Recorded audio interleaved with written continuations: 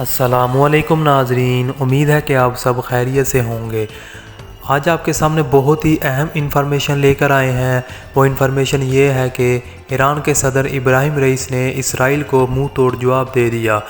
ایران کے صدر ابراہیم رئیس نے کہا ہے کہ صہیونی ریاست ریڈ لائن پار کر کے ہمیں سخت سے سخت ایکشن لینے پر مجبور کر رہی ہے۔ الجزیرہ عربی ٹی وی کو انٹرویو میں ایران کے صدر ابراہیم رئیس نے کہا کہ غزہ میں صہیونی حکومت کی بڑی فوج کی کارروائی حماس کی طوفان اقصی آپریشن کو شکست دینے میں ناکامی سے بھی بدتر ناکامی ہے۔ ایرانی صدر کا مزید کہنا تھا کہ امریکہ ہمیں غزہ میں کچھ نہ کرنے کا کہتا ہے اور اسرائیل کی غزہ میں وحشیانہ بمباری اور بڑی حملوں کی وسیع تر حمایت جاری رکھے ہوئے ہے۔ اور ایرانی صدر ابراہیم رئیس نے مزید کہا کہ صہیونیوں نے غزہ پر فضائی، بحری اور بری حملے کیے ہیں، لیکن امریکہ بعض یورپی ممالک کی مالی اور فوجی مدد کے باوجود ان قابضین کو پسپائی پر مجبور ہونا پڑا، اور جو فلسطینی قوم کی بڑی فتح ہے۔ اور صدر ابراہیم رئیس نے اس عزم کا اعادہ کیا ہے کہ ایران فلسطینی مزاحمت کی حمایت جاری رکھے گا اور تمام امریکی تسلط سے آزاد تمام ممالک سے بھی توقع رکھتا ہے کہ وہ مظلوم فلسطینیوں کی مدد کریں گے۔ اور ایرانی صدر نے کہا ہے کہ اسرائیل نے بڑی فوج کو غزہ میں داخل کر کے ساری حدیں پار کر لی اور اب صہیونی ریاست ہمارے جواب کا انتظار کرے۔ اور ایران کے سپریم لیڈر آیت اللہ سید علی خامنہ ای نے کہا ہے کہ اسلامی حکومتوں کو غزہ میں جرائم کے جلد خاتمے پر اصرار کرنا چاہیے۔ ایرانی سپریم لیڈر نے تہران میں طلباء سے خطاب کرتے ہوئے کہا ہے کہ مسلمان ممالک کو صہیونی ریاست سے معاشی تعاون نہیں کرنا چاہیے۔ مسلم ممالک اسرائیل کو تیل اور خوراک کی برآمدات روکیں۔ اور مزید انہوں نے کہا ہے کہ مسلمان ممالک کو یاد رکھنا چاہیے کہ غزہ کی آبادی پر کون دباؤ ڈال رہا ہے۔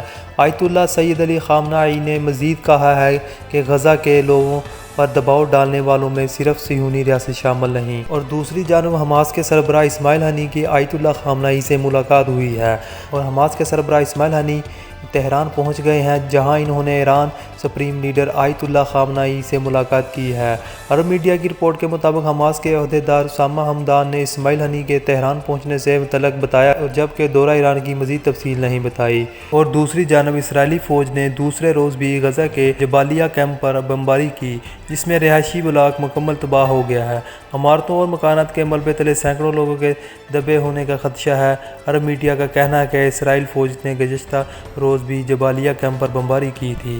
فلسطینی وزارت صحت کا کہنا تھا کہ 7 اکتوبر سے اسرائیلی بمباری میں اب تک 9000 سے زائد فلسطینی شہید ہو چکے ہیں۔ اور اس کے علاوہ قابض اسرائیلی فوج کا المغازی پناہ گزین کیمپ پر فضائی حملہ، 47 فلسطینی شہید ہو گئے۔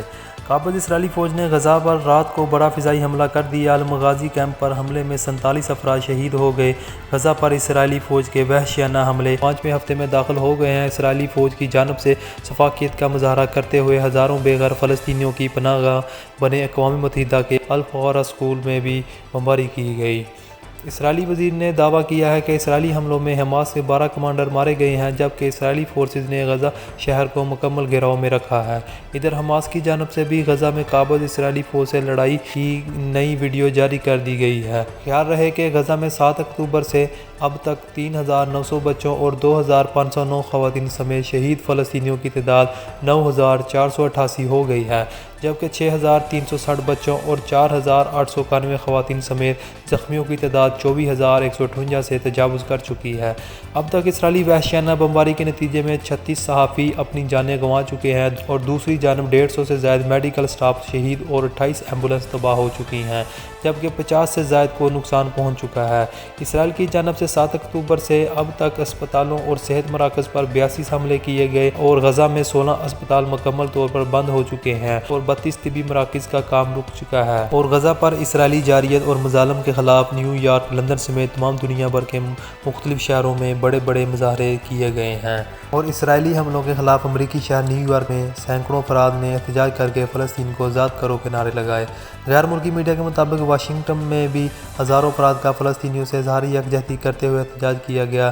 احتجاج میں مظاہرین نے فلسطین کو آزاد کرو اور اسرائیل دہشت گرد ریاست کے نعرے لگائے۔ اور برطانیہ میں بھی سینکڑوں افراد نے فلسطینیوں سے اظہار یکجہتی کرتے ہوئے لندن کے پکاڈالی سرکس پر دھرنا دیا اور غزہ میں فوری جنگ بندی کا مطالبہ کیا۔ اس کے علاوہ پیرس میں بھی ہزاروں افراد نے غزہ میں جنگ بندی کے حق میں مارچ کیا گیا، جبکہ برلن میں ناروے، آسٹریلیا، تھائی لینڈ، جنوبی کوریا، ایران، قطر، عراق میں بھی مظاہرے کیے گئے، جبکہ ونزویلا میں بھی احتجاج ریکارڈ کروایا گیا۔ اور اللہ پاک سے دعا ہے کہ اللہ پاک مظلوم فلسطینیوں کی غائبانہ مدد فرمائے، انہیں نصرت اور کامیابی عطا فرمائے، آمین ثم آمین۔ اور اگر آپ کو ہماری ویڈیو اچھی لگی ہو تو چینل کو سبسکرائب کریں، ویڈیو کو لائک کریں تاکہ آپ کے سامنے ایسی اچھی نیوز اپڈیٹ لاتے رہیں۔ اللہ حافظ، شکریہ۔